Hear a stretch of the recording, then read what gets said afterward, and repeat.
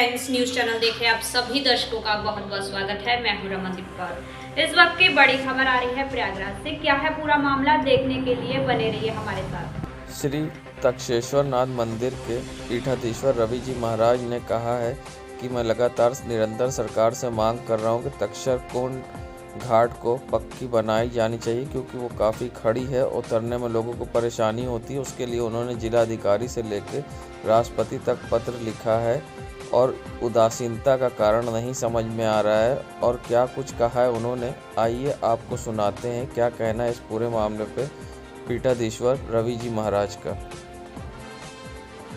यद्यप जी मैं सरकार से निरंतर मांग कर रहा हूं कि तक्षक कुंड घाट को बढ़िया पक्का बनाया जाए, ताकि श्रद्धालु जन वो तक्षक कुंड स्नान का लाभ ले सके, क्योंकि यहाँ कच्चा घाट है और एकदम खड़ी ढाल है, जिससे लोगों को उतरने चढ़ने में बहुत दिक्कत होती है। तो उसके साधन तक्षक कुंड घाट बनाए जाने के लिए, तक्षक तीर्थ के जीर्णोद्धार के लिए निरंतर सरकार से मैं मांग करता रहता। इसके लिए आपने पत्र वगैरह? हाँ, पत्र मैंने राष्ट्रपति से लेकर के सबको दिया है, डीएम से लेकर के राष्ट्रपति तक। श्री तक्षक तीर्थ पीठाधीश्वर रविशंकर जी महाराज, और मैं तो सरकार से कहता हूँ कि काशी की तरह प्रयाग में भी ये तक्षक कॉरिडोर बनना चाहिए, क्योंकि वहाँ विश्वनाथ हैं तो यहाँ विश्वनाथ तक्षक है? क्योंकि चारों पुरियाँ जो हैं वो प्रयागराज की पत्नियाँ हैं तीर्थराज प्रयाग की। अगर चारों पुरियों में जीर्णोद्धार हुए तीर्थों के और प्रयागराज उपेक्षित रह गया तो फिर तो दामाद का ही अपमान हो गया है। तो तीर्थराज प्रयाग का जरूर ध्यान देना चाहिए, यही मैं कामना करता हूँ, यही मैं सबसे विनय करता हूँ। और भविष्य पुराण के ब्रह्म पर्व में स्पष्ट लिखा हुआ कि तक्षक ही मंगल ग्रह के रूप में, क्योंकि राजयोग के कारक तक्षक है। देखिए, अब क्या उदासीनता का कारण मैं नहीं जान सकता, लेकिन पिछले अभी जो कुंभ हुआ था उसी समय अमित शाह जी ने वहाँ से ऑर्डर करवाया था कि 5 किलोमीटर तक संगम से 5 किलोमीटर जमुना जी के दोनों तरफ पक्के घाट बनाए जाएं और उस पर वृक्षारोपण किए जाएं। इसका सारा कुछ सरकार से वहाँ से सेंक्शन हुआ था, लेकिन कार्य क्यों रुके हैं मैं नहीं जानता। अरेल साइड तो कराया है? नहीं, अरेल बहुत कम है, 5 किलोमीटर के लिए 5 किलोमीटर तक इधर भी उधर भी पक्का घाट। और आवश्यक है कि प्रयागराज में भी इनर रिंग रोड बनाया जाना चाहिए। प्रयागराज पहुंचे परमाहंस दास ने राहुल गांधी पर जमकर निशाना साधा है और कहा है भारत ने उनको पप्पू मान लिया है। आइए क्या कुछ कहा है परमाहंस दास ने राहुल गांधी को लेकर, सुनाते हैं आपको। कि राहुल गांधी को भारत की जनता ने जो है पप्पू की उपाधि दे दिया है। राहुल गांधी किसी काम का व्यक्ति नहीं है। प्रधानमंत्री का सपना देखते देखते ब्याह तक नहीं कर पाए आज तक। राहुल गांधी कहते हैं कि हम हिंदू हूँ, लेकिन हिंदुत्ववादी नहीं हूँ, और बिना हिंदुत्व का हिंदू हो नहीं सकता है। इसका मतलब परोक्ष में राहुल गांधी ने बता दिया है कि वो फिरोज खान के जो है वंशज हैं, हिंदू नहीं मुसलमान हैं। और जो भी हिंदू है वो हिंदुत्व युक्त ही हिंदू हो सकता है, हिंदुत्व के बिना कोई हिंदू हो ही नहीं सकता है। इसलिए राहुल गांधी अब जो है तो प्रधानमंत्री बनने का सपना छोड़ दें। भारत की जनता ने जातिवाद, परिवारवाद और तुष्टीकरण की राजनीति करने वालों का सुपड़ा साफ कर दिया है। अब सिर्फ राष्ट्रवाद की राजनीति चलेगी। लखीमपुर में किसानों के साथ हुई घटना में अब एसआईटी ने जांच करते हुए आशीष मिश्रा को दोषी बताते हुए रिपोर्ट फाइल की है। और साथ ही अब जब इस पर बात की गई तो मंत्री सिद्धार्थ नाथ ने कहा कि अभी रिपोर्ट को और अध्ययन करने की ज़रूरत है, ऐसा नहीं है। वहीं इस पूरे मामले पर अब सत्यम राय संघर्ष आप नेता ने पलटवार किया है। क्या कुछ कहा है मंत्री सिद्धार्थ नाथ ने और क्या कहा आप नेता सत्यम राय संघर्ष ने, आइए सुनाते हैं आपको। तो इस तरह से नहीं उल्लेख है, लेकिन कानून को अपना काम करना है और भारतीय जनता पार्टी की जो सरकार है वो कानून के तहत चलती है और कानून को जो काम करना होगा वो पूरा करा जाएगा और जो भी दोषी होगा उसको सजा जरूर। उनके कहने से या ना कहने से नहीं इस्तीफा होता है, कानून के तहत क्या है, तथ्य क्या है, उसके आधार पे बातचीत होती है। आशीष मिश्रा टेनी के खिलाफ एसआईटी ने रिपोर्ट दे दिया, वह दोषी पाए गए और ये पूरा मामला जो है प्लानिंग के तहत था। यानी 120B का मुकदमा जो है अजय मिश्रा टेनी पर, आशीष मिश्रा दोनों पर बनता है। और जहाँ तक सिद्धार्थनाथ के समर्थन में उतरने की बात है, सिद्धार्थनाथ मानसिक रूप से बीमार व्यक्ति हैं। ये किस तरह से मंत्रालय में, और इन्होंने स्वास्थ्य मंत्रालय भी संभाला है। ये हमारे हिंदुस्तान के लोकतंत्र में ही संभव है कि एक दिमागी रूप से बीमार व्यक्ति को भी स्वास्थ्य मंत्रालय किसी समय दिया गया था। उन्हें पहले अध्ययन करने की ज़रूरत है कि अगस्त के महीने में बच्चे मरते हैं, किस लॉजिक के आधार पर अगस्त के महीने में बच्चे मरते हैं, उस पर अध्ययन करें। एसआईटी की रिपोर्ट पर अध्ययन न करें, उनसे निवेदन है। प्रयागराज पहुंचे परमाहंस दास ने मुसलमानों को लेकर विवादित टिप्पणी की है और साथ ही ओवैसी पर भी निशाना साधा है और उनका कहना था कि मुसलमान मानव बम बनाते हैं और देश को बांटने का काम करते हैं। हिंदू राष्ट्र बनाना है, मुसलमानों की नेशनलिटी ख़त्म कर देनी चाहिए और उनसे मतदान का हक छीन लेना चाहिए और कई मामलों पर विवादित टिप्पणी करते हुए विवादित बयान भी दिया है परमाहंस दास ने। आइए सुनाते हैं क्या कुछ कहा है। और मुझे लोग अयोध्या तपस्वी छावनी पीठाधीश्वर जगत गुरु परमहंस आचार्य के नाम से जानते हैं। भारत को हिंदू राष्ट्र घोषित कराने के लिए हमारी जो मुहिम चल रही है, उसको लेकर के देश के कोने कोने में मैं जा रहा हूँ, लोगों को जो है जगा रहा हूँ। जितने हिंदूवादी संगठन हैं सबको एकजुट कर रहा हूँ। आज राष्ट्रीय स्वयंसेवक संघ के भी कार्यकर्ता इसमें हैं, विश्व हिंदू परिषद के भी कार्यकर्ता हैं, बजरंग दल के भी कार्यकर्ता हैं, अंतर्राष्ट्रीय हिंदू महासंघ भारत से भी हैं, संत सुरक्षा मिशन से हैं। मैंने तमाम संगठनों के यहाँ लोग आज सम्मिलित हैं प्रेस वार्ता में।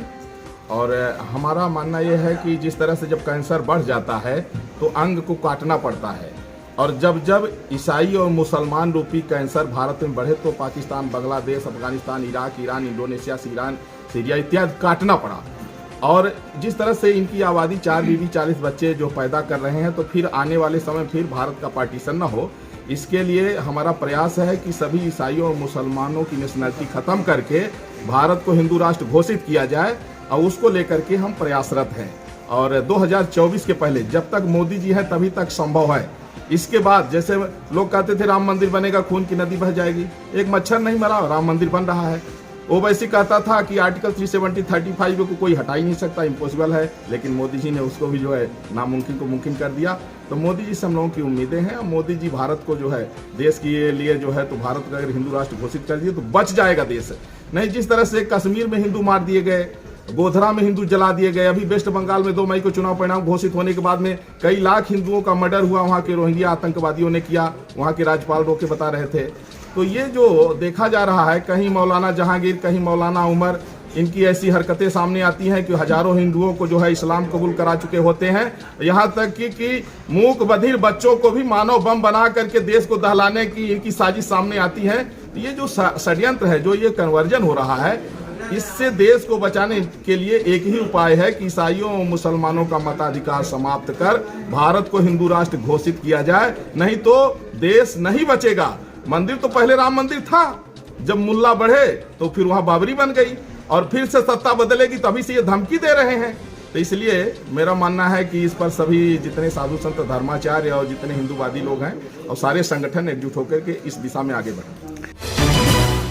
संगम नगरी प्रयागराज में संगम तट पर माघ मेला संपन्न कराने के लिए जिला प्रशासन अधिकारी प्रयागराज, मंडल आयुक्त प्रयागराज, जिलाधिकारी संजय खत्री, एसएसपी प्रयागराज, सबसे त्रिपाठी संघ, मेला अधिकारी संतोष संघ गुरुवार को गंगा पूजन किया। मेला अधिकारी शेष मणि पांडे ने पत्नी के साथ पूजन किया। इस दौरान मंडल आयुक्त और साधु संत भी जुटे।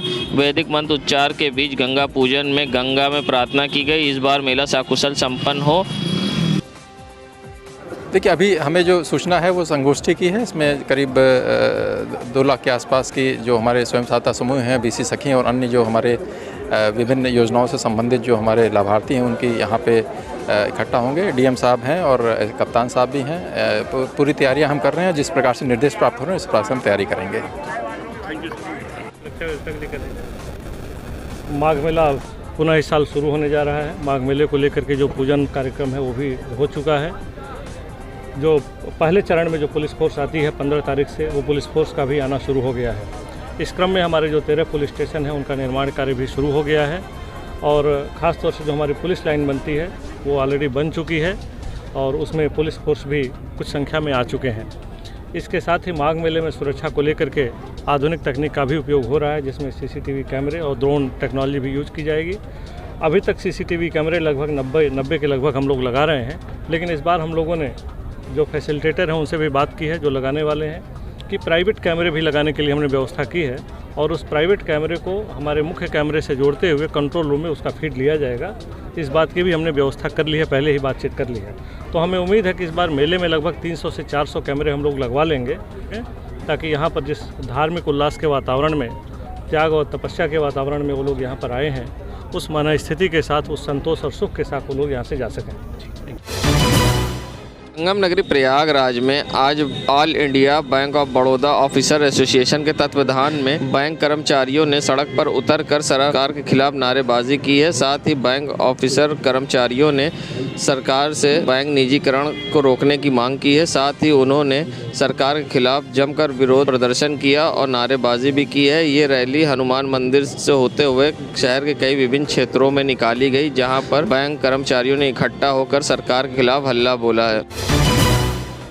बीजेपी के मंत्री जहानंद गोपाल गुप्ता नंदी ने राहुल गांधी को पप्पू और अखिलेश यादव को टीपू कहा था और कहा था यूपी में 7 पसंद है और हम तब भी जीते। वहीं मंत्री नंदी के बयान पर अब सपा नेता रविंदर गुप्ता ने पलटवार करते हुए जानी क्या कहा और क्या कुछ कहा था मंत्री नंदी ने, आइए दिखाते हैं आपको। देखा आपने कि सपा बसपा इकट्ठे हो गई तो भी कुछ नहीं हुआ। हम प्रचंड बहुमत के साथ आए, ज़्यादा वोटों के साथ आए। यूपी को 7 पसंद है, पप्पू और टीपू दोनों साथ हो गए, फिर भी कुछ नहीं हुआ। यूनिवर्सिटी से पढ़ के आ रहा है, उसको पप्पू कहना, जो पप्पू कहे वो खुद ही पप्पू है।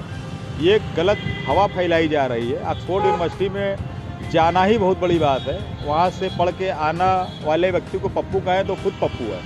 और जहाँ तक माननीय अखिलेश यादव जी की बात है, वहाँ तक तो पहुँच ही नहीं पाएंगे। एक छोटा सा कार्यकर्ता उनको हराने जा रहा है। 20,000 वोट से अब की चुनाव उनको हराने जा रहे हैं शहर दक्षिणी से। हो सकता है शहर दक्षिणी छोड़ के वो चले जाए। तो उनकी सोच है 8वीं पास 9वीं पास की जो सोच होगी उतना ही बोलेगा। ऑक्सफोर्ड यूनिवर्सिटी बहुत बड़ी यूनिवर्सिटी है, वहाँ का पढ़ने वाला पप्पू नहीं होता।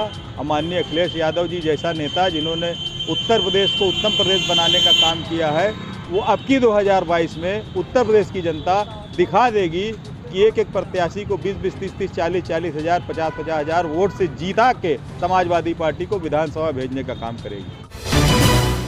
जहां पीएम मोदी ने अब कन्या की 18 साल से 21 साल आयु बढ़ा दी है शादी के लिए। अब उससे पहले लोग लड़की कन्या शादी नहीं कर सकेंगे और ये कानूनन अपराध भी होगा। तो इस पर क्या कुछ कहा है बीजेपी की सांसद रीता बहुगुणा जोशी ने, आइए सुनाते हैं आपको। बेटियों की विवाह की आयु 18 वर्ष से बढ़ाकर 21 वर्ष करने का जो कैबिनेट का निर्णय हुआ है, ये स्वागत योग्य है। आदरणीय नरेंद्र मोदी जी ने महिला सशक्तिकरण के क्षेत्र में एक और अहम कदम उठाया है। यह केवल महिला के, लड़कियों की, बेटियों की शारीरिक क्षमता को ही नहीं सुनिश्चित करेगा, साथ ही साथ उनको बेहतर शिक्षा और जीवन में सामाजिक स्तर में भी उनको सहयोग देगा। बेटियां आज 21वीं सदी की महत्वाकांक्षी हैं। वो अपने ऊर्जा के माध्यम से, अपने जो उनकी क्षमता है उसके माध्यम से अपने लक्ष्यों को प्राप्त करना चाहती है और यह निर्णय उन्हें वह अवसर प्रदान करेगा। हमारी नई शिक्षा नीति में व्यवसाय की ओर पूरे देश के युवाओं को आगे प्रेरित किया जा रहा है। मुझे पूर्ण विश्वास है कि इस 21 वर्ष की होने के बाद जब बेटी का ब्याह होगा तो न केवल वो शारीरिक रूप से बल्कि सामाजिक अपनी जिम्मेदारियों को उठाने के लिए और आर्थिक रूप से अपने आप को शिक्षा के माध्यम से सक्षम भी कर सकेगी। तो निश्चित रूप से पूरा सदन में समझती हूँ कि पार्लियामेंट में, लोकसभा में, राज्यसभा में यह फैसला एक सर्वसम्मति से पारित होगा और हमारे देश की बेटियों को एक नई सौगात देने के लिए मैं प्रधानमंत्री जी का हार्दिक धन्यवाद देती हूँ।